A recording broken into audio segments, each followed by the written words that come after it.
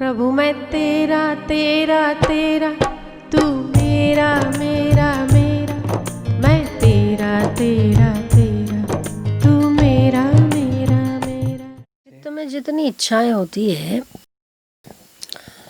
मनुष्य कितना बेचैन होता है उस इच्छा को पूरी करने के लिए। आपको अनुभव होगा, कोई इच्छा अगर मन में उत्पन्न हो जाए तो जब तक पूरी ना हो इंसान कितना बेचैन हो जाता है। और पूरी हो जाती है तो कौन सा चैन पाता है, फिर दूसरी इच्छा के लिए बेचैन होता है। ये चित्त का स्वभाव ही ऐसा है, चंचलता इसका स्वभाव है। रामतीर्थ कहा करते थे कि इच्छा पूर्ति में सुख नहीं है, इच्छा निवृत्ति में सुख है। मतलब कि आपको लगता है कि हमारी इच्छा पूरी हो गई इसीलिए हम सुखी हैं, ऐसा नहीं। इच्छा पूरी होके निवृत्त होती है ना, उसमें सुख है। तो निवृत्त तो आप समझदारी से भी कर ही सकते हो, पूरी करके परेशान होने की क्या जरूरत है। और जितनी इच्छाएं पूरी होती है उससे दुगुनी तो उस कतारों में खड़ी होती है। एक अगर पूरी होती तो 10 उसकी लाइन में खड़ी है, फिर वापस 2 और पूरी होती है तो 15 और लाइन में खड़ी है। इच्छाओं का तो बात ही मत पूछो, बहुत लंबी कतार है। कुत्ते के पिल्लू एक साथ 7 पैदा होते हैं, पर इच्छाएं कितनी पैदा हो जाती है उसकी गिनती नहीं है। और एक पूरी हो जाती है, हम खुश होते हैं, पूरी हो गई पूरी हो गई। फिर से आप थोड़े दिन में बेचैन दिखोगे, क्यों? अभी वो वहीं की वहीं खड़ी है, बहुत सारी है जो अधूरी खड़ी है। तो इच्छा पूर्ति में समझदारी नहीं, इच्छा निवृत्ति में समझदारी है। ये चित्त की स्थिति ही ऐसी है कि तृष्णावान सदैव दुखी और परेशान होता रहेगा। इच्छा पूरी हो गई तो होगी कि नहीं होगी उसके पीछे यत्न, बेचैनी। और अगर पूरी हो गई तो अब वो पूरी होती रहे और छूटे नहीं, उसका भय। चित्त परेशान ही तो रहता है। ऐसे अपनी परेशानी, खुद की परेशानी, खुद ही के चित्त की परेशानी से इंसान परेशान नहीं होता। अगर होता है तो वैराग्य का आश्रय तो लेना चाहिए, ज्ञान का सहारा तो लेना चाहिए, बनता है। इच्छा होती है ना आपको, बहुत सारी होती होगी, उससे बेचैन भी होते होंगे। पूरी ना हुई तो बेचैन होते हैं, और पूरी हुई तो और 10 की कतारें होती होंगी, होती है ना। क्या ये तो क्रम है ना, चलता रहेगा। मैंने नहीं बताया, ययाति राजा ने 1000 वर्ष सुख भोगा, काम सुख 1000 वर्ष, फिर भी तृप्ति नहीं हुई। तो ये अतृप्त तृष्णा है, इनकी कभी पूर्ति हो ही नहीं सकती। अगर तो सुखी होना है और आनंद में रहना है तो ठहर जाओ, जहाँ हो वहीं ठहर जाओ, भागो मत, ठहराओ में सुख है।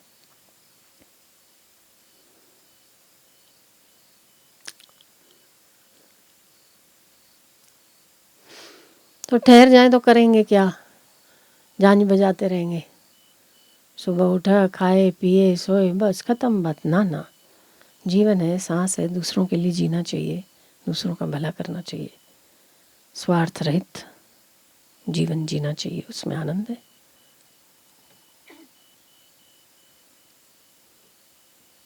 ऐसे कई हमारे महापुरुष हो गए, महापुरुषों को छोड़ो, कई कई योद्धा हो गए जिन्होंने देश को आज़ाद करने के लिए यत्न किया।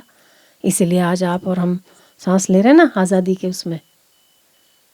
वो अगर अपनी तृष्णाएं पूरी करने में लगे रहते, गांधी जी, भगत सिंह, झांसी की रानी, महाराणा प्रताप, शिवाजी, सब कई कई कई कई कई, है ना, तो आप ऐसे बैठे होते क्या? नहीं। आज जो हम संत यत्न करते हैं समाज को सुखी करने का, अगर वो ना करते तो हम बैठे होते क्या? नहीं। कर्म तो करना चाहिए, कर्म ऐसा करना चाहिए दूसरों का हित हो। तो संसार, शरीर संसार की सेवा में लगे, मन भगवान में लगे, बस। वो पकड़ पकड़ के लगाते तो भी नहीं लगता, कोई बात नहीं, प्रयत्न तो करना चाहिए।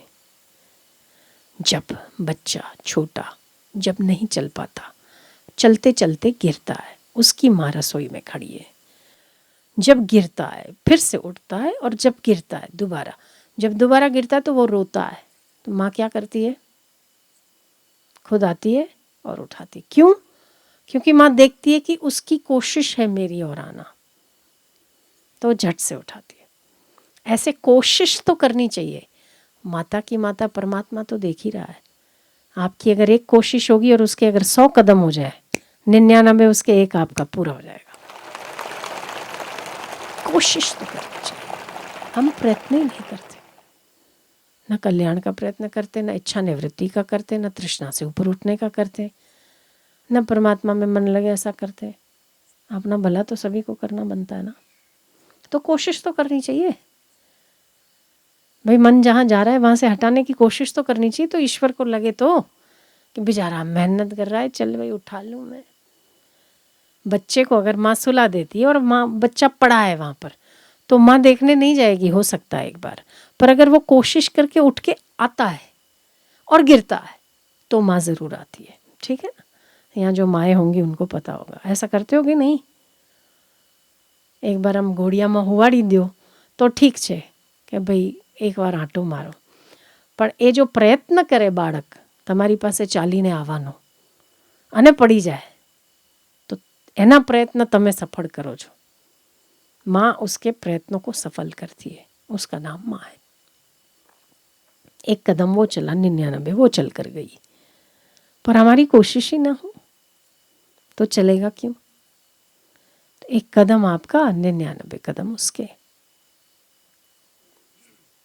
चलना चाहिए, प्रयत्न तो करना चाहिए, वरना इस जीवन को, इस मनुष्य जीवन को और योनियों से भिन्न होने का क्या अर्थ होता है?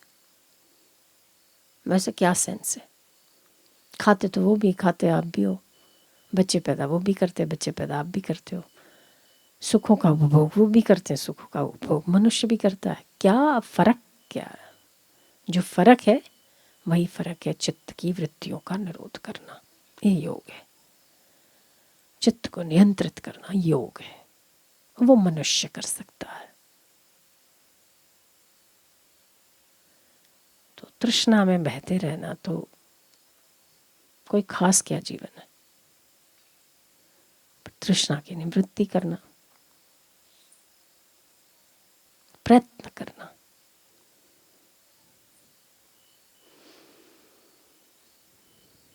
मानव यत्न बली है। जिस बात की कल्पना आप करते हो वैसे आप हो जाते हो। यत्न तो करना बनता है, नहीं बनता? यत्न तो करना चाहिए।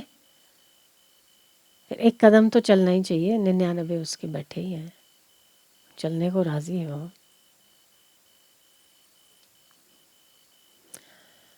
तो मानव का प्रयत्न ये होना चाहिए अपना कल्याण हो। दूसरों का सुधार तो ठीक है, होता है, नहीं होता है, अपना कल्याण हो जाए। दूसरों की भलाई करना, भलाई का एक सिद्धांत है कि हम दूसरों की भलाई करते हैं, हम तो दूसरों के लिए इतना अच्छा करते हैं। भलाई किसको कहते हैं? दूसरों की भलाई करना इतना महत्वपूर्ण नहीं है। ओह ऐसा?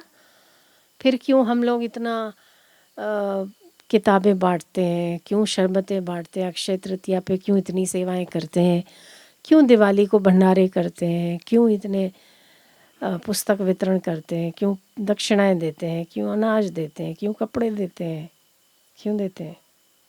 क्यों अभी इस वक्त वैदिक समर कैंप का मैंने ज़ोर शोर से चलाया कि बच्चे संस्कारी होंगे, ये क्यों? तो भलाई तो कर रहे हैं। हाँ ठीक बात है, भलाई करना इतना महत्वपूर्ण नहीं है जितना महत्वपूर्ण है स्वयं बुराई रहित होना। आप अगर बुराई रहित हो गए ना, आपने देश का भला कर दिया। फिर कोई भला करो ना करो कोई फर्क नहीं पड़ता, भला होता रहेगा। सबसे बड़ी भलाई अगर आपको करनी है ना किसी की, अपने आप को बुराई रहित कर दो। बुराई रहित होना सबसे बड़ी भलाई। क्योंकि एक विज्ञान के लॉजिक के अनुसार एक व्यक्ति की ऑरा कुछ डिस्टेंस तक रहती और काम करती है। यदि आप बुरे हो और आपने बुरे विचार किए तो आप किसी को कुछ कहो या ना कहो, आपके वाइब्रेशन वहाँ पर फैलेंगे और दूसरा व्यक्ति उस वाइब्रेशन में आके बुरा बनेगा।